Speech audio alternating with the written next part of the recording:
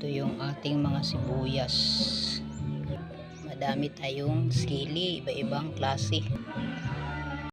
Ito yung patula ko dito, na siya, nakasako yung iba.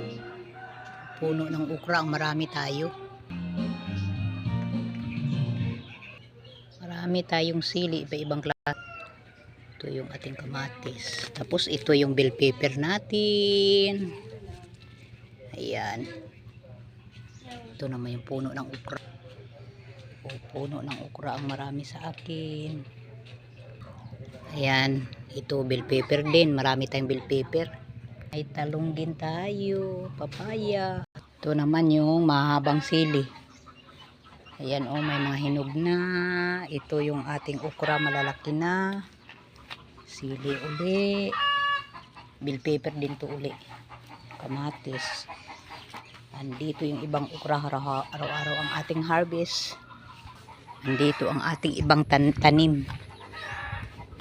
Ayan. Andito sa iba alokbati natin. Yan ang ukra, kalabasa, patula at ampalaya.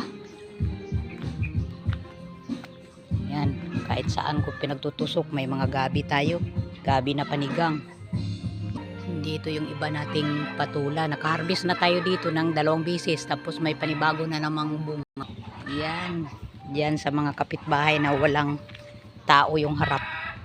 Pinagtataniman ko.